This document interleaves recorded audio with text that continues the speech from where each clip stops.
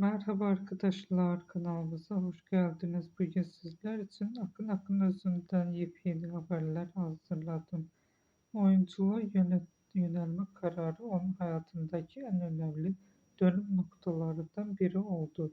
Bu kararı aldıktan sonra kendini geliştirmek için ciddi bir çaba gösterdi. Eğitimler aldı, kamera onun önünü deneyimi kazandı ve sektöre adım attı.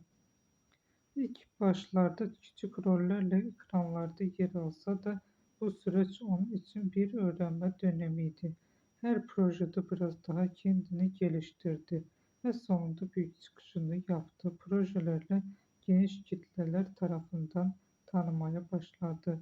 Ama onu farklı kılan sadece oyunculuğu değil, aynı zamanda disiplinli yapısı ve karakterlere yaklaşım şekli. Akın Akın Öz'ün canlandırdığı karakterler yüzeysel oynamak yerine onların iç dünyasını anlamaya çalışıyor. Bu da izleyicinin onun performansına daha kolay bağlanmasını sağlıyor. Onun oyunculuğunda bir gerçeklik hissi olması en çok konuşulan özelliklerinden biri. Kariyerinde yükseldikçe projelere yaklaşmış da değişti. Artık daha seçici davranıyor. Her gelen teklifi kabul etmiyor. Çünkü onun için önemli olan sadece ekranda olmak değil, anlamlı hikayenin parçası olmak. Kendi bakış açısını şu şekilde özetlemek mümkün. Bir karakteri oynamak değil, onu yaşamak gerekir.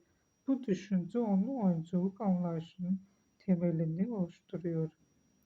Kendi bakış açısını şu şekilde özetlemek mümkün. Özel hayatına baktığımız ise oldukça sade ve gözlerden uzak bir yaşam tercih ettiğini görüyoruz. Bugünlük benden bu kadar arkadaşlar. Bizi izlemeye devam edin. Teşekkür ederim.